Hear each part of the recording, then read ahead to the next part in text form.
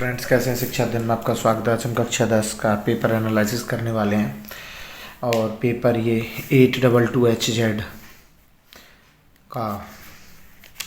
ठीक है, अब किसी बच्चे ने अगर थोड़ी बहुत भी मेहनत करी है तो 70 में से लगभग अगर 65 नंबर नहीं आ सकते तो कोई नहीं है। बहुत आसान पेपर है। ठीक है, सबसे पहले क्वेश्चन में देखो उन्होंने सबसे पहले क्वेश्चन में पूछ रखा है एक परिमेय संख्या क्या हो सकती है। देखो ये 2 एक √2 एक अपरिमेय संख्या है, √3 एक अपरिमेय संख्या है, √7 एक अपरिमेय संख्या है, √9 क्या है? एक परिमेय संख्या है। ये आपको पता ही है। एक सेकंड, थोड़ा सा इसकी सेटिंग कर लेना। दूसरे वाले क्वेश्चन में उन्होंने बोला है किसी द्विघात समीकरण में y बराबर ax² + bx + c। ये जो होता है ये ग्राफ आकार में कैसा होता है? वैसे मैंने अपने ऑफलाइन क्लास में ज़्यादातर बच्चों को समझा रखा है। ये होता है तुम्हारा परवलयाकार। परवलयाकार किस तरह का होता है? या तो ये ऐसा होगा, या ये ऐसा होगा, या ये ऐसा होगा। ठीक है, इसको परवलयाकार बोलते हैं। और समीकरण निकाय x/a बराबर y/b ax + by a² + by² बराबर y का मान निकालना है। तो देखो इसमें क्या है, हम x को a मानते हैं और y को सदा b मानते हैं। नहीं जानते तो एक बार इसको मान लीजिए। अब एक बार इसको हम सत्यापित करके देख लेते हैं क्या हमने ये सही माना है या गलत माना है। अगर हमारा x की जगह a आ जाएगा तो ये क्या हो जाएगा? जब a की a में मल्टीप्लाई होगी a² हो जाएगा, b की b में मल्टीप्लाई होगी b² हो जाएगा। तो y का मान क्या होगा? हमारा y का मान होगा ये b। जिस बच्चे ने ये टिक लगाया गलत लगाया, इसका आंसर ये है। यदि समीकरण x² - 4x + a = 0। अब सबसे पहले हमें क्या देखना है? देखो इसने क्या कहा है, इसका कोई वास्तविक मूल नहीं है, यानी कि जो d बराबर है वो हमारा क्या आ रहा है? माइनस में आ रहा है। जब d बराबर हमारा माइनस में आएगा, जब हम इस इक्वेशन को सॉल्व करेंगे तो जो a का मान है वो छोटा है 4 से, तो इसका आंसर d बैठेगा। ठीक है, नेक्स्ट वाले में क्या है? अनुक्रमांक 2, 2√2, 3√2। ऐसे ही जब 10वां पद बैठेगा, 10वां पद क्या होगा? a + n × d। जब इसको सॉल्व करेंगे तो √200 बैठेगा। ठीक है, अब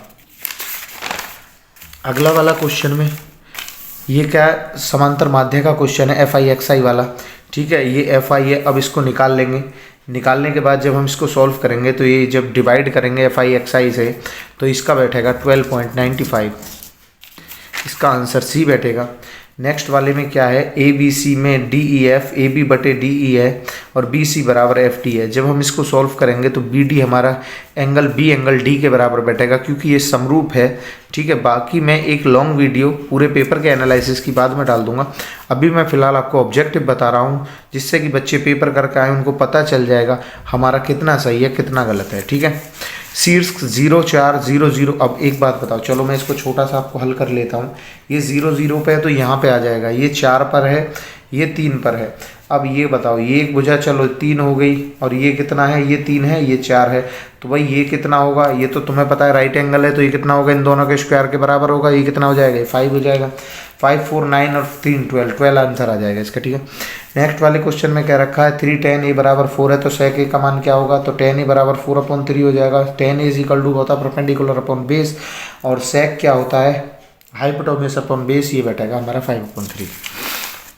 नेक्स्ट क्वेश्चन में उसने कहा है tan α + cot α = 5 है। अब इन कंडीशन क्या है? दोनों का वर्क कर लेते हैं। जब हम दोनों का वर्क कर लेंगे, दोनों का वर्क करने पे क्या हो जाएगा? ये हो जाएगा इसका स्क्वायर प्लस इसका square plus 2 tan × cot। 2 tan × cot = 1 होता है, 2 1 2, और ये हो जाएगा 25। 25 में से हम 2 घटा लेंगे तो हमारा आंसर आ जाएगा 23। नेक्स्ट में आ जाएगी sin = cosec थीटा होता है। अब एक बात बताओ, sin = cosec थीटा होता है तो sin cosec को क्या लिख लेंगे हम? 1/sin कर लेंगे। तो 1/sin × cosec theta = sin theta = 1। sin = 1 क्या होता है? 90 पे, और 90 को हम कैसे लिख सकते हैं? 180/2, और 180 हम किसका मानते हैं? पाई। इसका आंसर आ जाएगा सी। नेक्स्ट वाले में यदि sin - cos थीटा = 0 sin², तो जब हम क्या करेंगे? इसको उठा के इधर ले जाएंगे तो ये हो जाएगा हमारा sin² sin theta = cos theta × 1 मान लेंगे। cos को इसके नीचे ले जाएंगे तो ये हो जाएगा हमारा tan थीटा = 1। tan 1 कब होता है? tan 45। अब ये हो जाएगा हमारा tan 45। तो यहाँ पे sin, इसकी जगह हम क्या लिख देंगे? sin 45/4 plus cos 45/4। ठीक है, sin 45 का मान कितना होता है? 1/√2/4 प्लस 1/√2 की पावर 4, 1/√2 की power 4 is equal to 1/4 plus 1/4, कितना हो जाएगा 2/4 ये निकल 1/2, इसका आंसर हो जाएगा हमारा बी। नेक्स्ट वाले में क्या होगा, एक बिंदु ओ से एक वृत्त के स्पर्श रेखा की लंबाई 24 सेंटीमीटर तथा क्यू से वृत्त के केंद्र की दूरी 25 सेंटीमीटर है। कोई दिक्कत नहीं है, केंद्र से एक वृत्त है।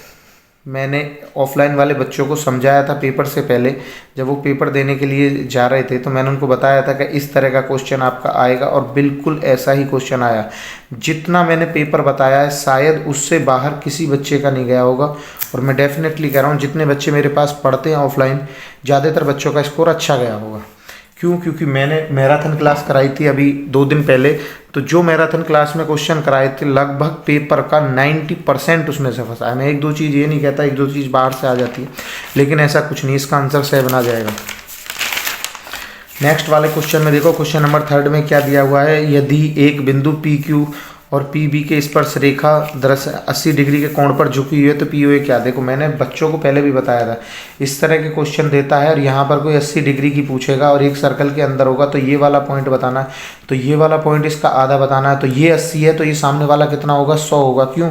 क्योंकि आमने सामने का योग कितना होता है, 180। ऐसा क्यों होता है? क्योंकि हम 10.1 में प्रूफ कर चुके हैं कि ये दोनों 90 डिग्री के होते हैं, ये दोनों 90 डिग्री के होंगे, ये 100 का होगा, 100 का आधा 50, इसका आंसर बी हो जाएगा। नेक्स्ट में, आर त्रिज्या वाले एक वृत्त का त्रिज्याखंड क्षेत्रफल क्या होगा। बहुत आसान क्वेश्चन है, ये दिया हुआ भी है, ठीक है। तो इसका आंसर क्या होगा, इसका आंसर ये होता है θ/360 गुणा पाई आर स्क्वायर। यहाँ 720 है तो 720 है तो यहाँ 2 कर लेंगे, 2 से काट लेंगे तो इतना ही बैठेगा, इसका आंसर ये होगा।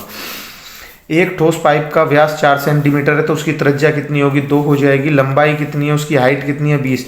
अब ये बताओ इसका ये क्या है, ठोस पाइप है ना, सिलेंडर को क्या फॉर्मूला क्या होता है, पाई आर स्क्वायर एच। पाई की जगह हमने पाई रख दिया, आर स्क्वायर कितना 2 गुणा 2, एच कितना है 20, ठीक है। पाई हो जाएगा तो 4 20 चौक 80, ये हो जाएगा हमारा 80 पाई आंसर हो जाएगा, ठीक है। नेक्स्ट क्वेश्चन में क्या दिया हुआ है, एक त्रिज्या आर त्रिज्या वाले एक अर्धगोले का कुल पृष्ठीय क्षेत्रफल क्या होता है, 3 पाई आर स्क्वायर। संपूर्ण पृष्ठ जो होता है अर्धगोले का ये 3 पाई आर स्क्वायर होता है, ठीक है। पूर्ण गोले का 4 होता है। और नेक्स्ट वाले क्वेश्चन में बोला है सारणी के मध्य वर्ग क्या होगा, हैं? हाँ, तो इसका माध्य का वर्ग निकालना होगा तो इसका 30 और 40 के बीच में बैठेगा, ठीक है। कोई दिक्कत नहीं है, ये 2 हो जाएगा, यहाँ 10 हो जाएगा, फिर इनका ये टोटल बैठेगा 50/2 कितना हो जाएगा 25 अप्रॉक्स इसके आसपास में बैठेगा। जब हम इसमें इस संख्या को जोड़ेंगे तो इसका आंसर 30 और 40 आ जाएगा। एक बारंबारता सारणी का माध्य तथा माध्यिका का बहुलक, देखो इसका फॉर्मूला मैंने ऑफलाइन वाले बच्चों को भी करा रखा था। इसका फॉर्मूला होता है उसके अकॉर्डिंग इसका आंसर हो जाएगा 45, ठीक है। इसका फॉर्मूला था 2 गुणा माध्य माइनस 3 गुणा माध्यिका माइनस 2 गुणा माध्य, ठीक है। अगला है, यदि एक घटना निश्चित रूप से घट सकती है, अगर कोई काम पूर्ण तरह हो सकता है तो उसका कितना आना चाहिए, उसका 1 आना चाहिए। तो ये 20 के 20 क्वेश्चन आपके मैंने करा दिए। बाकी ये पूरा पेपर मैं आपका 1-2 दिन में इस पे डाल दूंगा, आप इसमें मिला सकते हैं आप कितना % सही करके आए हैं, कितना % गलत करके लाएं। चलो ठीक है, थैंक यू।